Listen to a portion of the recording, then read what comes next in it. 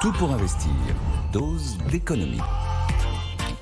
Bonjour cher Nicolas. Bonjour. On va parler de l'article 3. L'article 3, c'est la fusion entre la politique et l'économie. Ça se passe dans la loi immigration, ça se déroule au Sénat. On va parler d'un article qui vise à réguler dans les métiers en tension, à régulariser dans les métiers en tension, des gens, on imagine. Est-ce que c'est une bonne idée ?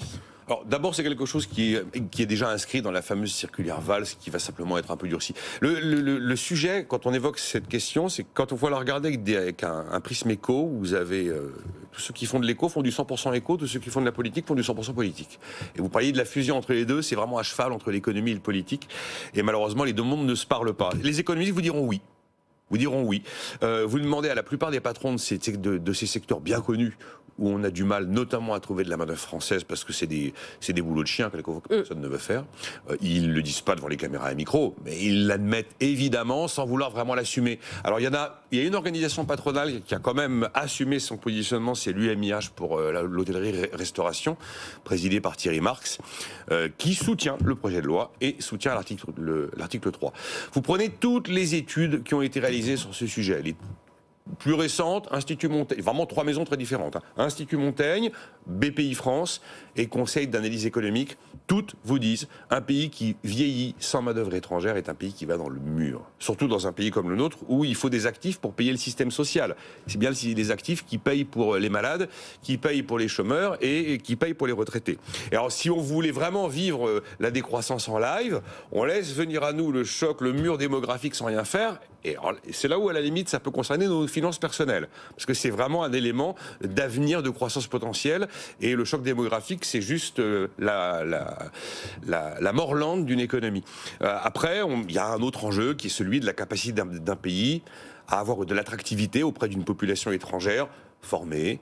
Et là, c'est un terrain sur lequel la France est assez mal classée. L'INSEAD réalise ce classement de l'attractivité des pays pour ce qu'on va appeler les talents, j'aime pas ce terme, enfin les talents étrangers. On est 19e mondial, 6e puissance économique du monde, c'est pas extraordinaire. Mais oui, quand on regarde avec des lunettes éco, on dit oui, évidemment qu'il faut mettre fin à une hypocrisie évidente et passer la seconde en validant l'article 3. Alors qu'est-ce que disent concrètement les chiffres sur le poids de cette main-d'œuvre étrangère chez nous en France ? Alors il y a la question de la main-d'œuvre étrangère illégale et la main-d'œuvre étrangère au sens global.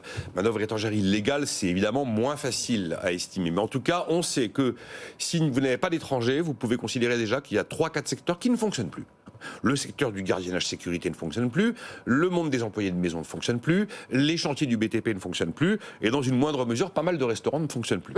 La DARES a parfaitement renseigné tout ça. Par exemple, si je prends employés de maison, 39% de population étrangère dans les employés de maison, 28% dans la sécurité, 27% dans le BTP. La DARES nous dit on a un emploi sur 10 occupé par un étranger en France aujourd'hui. La DARES nous dit vous avez 87 familles professionnelles, 35 d'entre elles ont aujourd'hui une population immigrée supérieure à la moyenne nationale. Après, la fameuse question, est-ce qu'il y a des boulots que les Français ne veulent plus faire ou refusent ? Là, c'est pareil, personne n'assume vraiment le sujet parce qu'il est dérangeant, mais évidemment, ceux qui sont dans certains secteurs, il y a un restaurateur qui témoignait et qui disait « Moi, si j'ai pas des Pakistanais, j'ai personne pour faire la plonge en cuisine. » C'est pas plus compliqué que ça. Après, il y a encore un chiffre OCDE qui a regardé les motivations de l'immigration. La France est dans la moyenne des pays de l'OCDE, avec dans 35% une immigration qui est pour des raisons familiales, dans 17% une immigration qui est là pour des raisons économiques. Donc oui, c'est chiffré. Oui, le poids de la main-d'œuvre étrangère dans notre pays est chiffré. Oui, les boulots qu'ils occupent sont parfaitement identifiés. Et oui, dans bien des cas, c'était notamment des chiffres d'ARES, mais que j'ai pas ressorti là, c'est bien souvent des métiers pénibles qui sont pas des métiers qui font très envie et qui évidemment seront des métiers assez peu payés. Pour ceux et celles qui vous écoutent attentivement, dont moi, clairement, il n'y a pas débat. Pour vous, l'article 3, il est incontournable. Oui, c'est une évidence. C'est une évidence. D'abord, c'est une formidable hypocrisie. On va me dire, oui, mais il y a déjà des peines Oui, il y a des peines prévues. C'est illégal de donner un bulletin de salaire à quelqu'un qui n'est pas légal sur le territoire. C'est illégal de rouler à 170 km/h. Voilà. C'est illégal de rouler bourré. Pourtant, il y a des gens qui le font encore. Donc voilà, oui, c'est illégal, mais ça existe. Ça existe et on sait que l'économie ne tourne pas sans ça. Donc il y a un moment, soit on ouvre les yeux et on dit, on va mettre fin à une formidable hypocrisie, d'où l'objet de cet article. Et donc les économistes vous diront, oui, après ça soulève d'autres questions qui sont des questions importantes. Très bien, imaginons qu'on ait du coup une population étrangère un peu plus importante. Est-ce qu'on a les capacités de logement ? Est-ce qu'on a les capacités d'éducation ? Est-ce qu'il y a une acceptation quand même de l'ensemble du pays, comment tout ça est fait. Voilà. Et alors ensuite, si vous retirez les lunettes éco, que vous mettez les lunettes politiques, alors là, il n'y a plus aucune notion d'économie. Vous avez la gauche qui va être sur une posture en disant, regardez, on fait un hold-up des talents étrangers du Sud, qu'on rapatrie vers le Nord, au détriment des pays pauvres, c'est du néocolonialisme. Et vous avez les lunettes de droite qui vont dire, ouais, bien sûr, mais cet article 3, finalement, c'est le cache-misère d'un énorme appel d'air pour l'immigration clandestine. Débat politique d'un côté, débat économique de l'autre. C'est vrai qu'objectivement, les deux mondes ne se parlent pas.